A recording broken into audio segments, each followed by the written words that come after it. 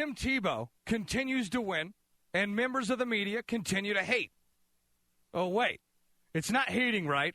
It's being objective. I forgot. Isn't objective when you offer an unbiased opinion while critiquing somebody for their positives and negatives? Oh, because if that's what it is, then Pete Prisco from CBS is definitely not being objective.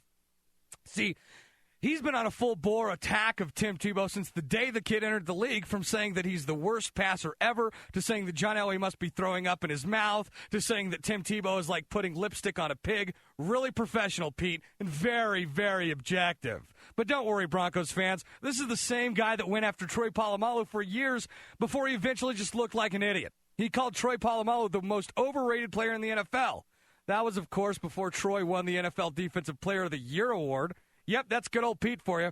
I should also mention the fact that Pete Prisco said that Byron Leftwich was a good NFL quarterback and even called it a head-scratcher when not one of the NFL's 32 teams offered him a contract. And, of course, my favorite one, another professional quote from Pete Prisco about Baltimore's mega-monster defensive tackle, Haloti Ngata. He said, if you think they're not as good, you must also think Roseanne is hot. Stay classy, Pete. Wrong after wrong after wrong after wrong. And now, after determining how inaccurate of a football mind he actually has, I feel great about his comments regarding Tebow. It means he's going to be great. Listen, guys, he's just another closed-minded media member in a long line of egotistical know-it-alls that can't stand to see a guy play quarterback non-traditionally. The story right now is that the defense is winning all of these games. Well, outside of that amazing 95-yard miracle, right? Other than the 95-yard drive, too, that Tim Tebow's almost completely responsible for, they are. But other than that, it was just the defense, right? Listen to yourselves, experts. Sure, it's pretty funny that the Broncos can actually run the ball now, which they couldn't do before Tim Tebow stepped in. And what about the awesome defense that everybody's going on about? Well, guess what? They are awesome. And I don't want to take anything away from the amazing play of Von Miller and company, but they also struggled before Tim grabbed the reins. That's right, shocker. The entire team is better now. Not possible, right? Let me break this down for you in football terms, especially for you experts. When Tim Tebow is your quarterback, your running game for the most part becomes unstoppable. The threat to run in either direction or hand the ball off or pass the ball on any given play drives defenses crazy, especially when Super Timmy's deciding where he's going to go with the ball. Pre-snap, a la Peyton Manning, just in a different way. What happens when your running game is working? Your defense gets rest. Guys like Von Miller, Elvis Dumervil, they can pin their ears back and use all that bundled up energy to destroy guards and tackles. Tim Tebow just made two aspects of the team dramatically better by just being Tim Tebow. That's not to mention that he's handcuffed more than any quarterback in the league for the majority of every game. And at the very end, they say, screw it, open this sucker up, let Timmy win it for us. But I can't use that as my defense, can I? Because I can't prove it.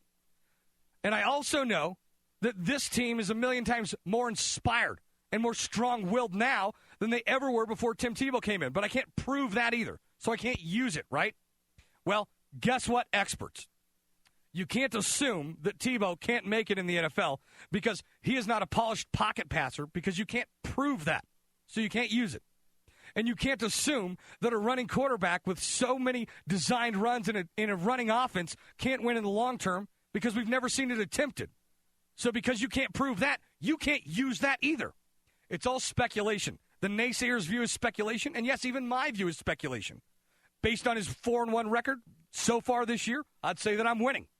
And I should mention that it shouldn't be a rocket scientist to speculate that a guy who has done nothing but win his entire life is going to continue to win. Von Miller, who's turning into one of the most dominating NFL seasons any pass rusher has ever turned in as a rookie, said that with him and Tim Tebow, the skies are the limit. He also said that he believes in Tim Tebow and that he's all in. Tony Dungy, Super Bowl winning coach, said the big thing about Tim Tebow is that he makes the people around him better, and he's a winner. I think he's going to be a great player in the NFL. Steve Young, Super Bowl winner. He said, who cares how he gets it done? He's a winner. When I was young, I used to run into everybody. You can't keep doing that, but my dad said I was built for a beating. Joe Montana, arguably greatest quarterback of all time, said, if you look at what he did in college, he played in one of the toughest divisions there was. He had success throwing the ball. He got it away in time. I don't remember balls knocked down at the line of scrimmage. if you change the thing that really made the guy, you take away from his ability to play the game because now he's thinking about his delivery as opposed to playing the game and throwing the ball on time, and that's what it's all about. If you can throw it accurately and on time, I don't care what your delivery looks like. Don't change your delivery, Tim. Get your feet right because you're not taking snaps from under center. Work on that part, and let's see how the rest goes. I could go on from Super Bowl winning coaches and players that endorse Tim Tebow, and many of them, like me, believe that he's being mishandled. So the Cordell Stewarts and the Merrill Hodges and the Trent Dilfers and the, I guess, Pete Priscos, I guess listen to those guys. But if you want to listen to guys that won and know what it takes to win, I just gave you a short list there, and there's many others.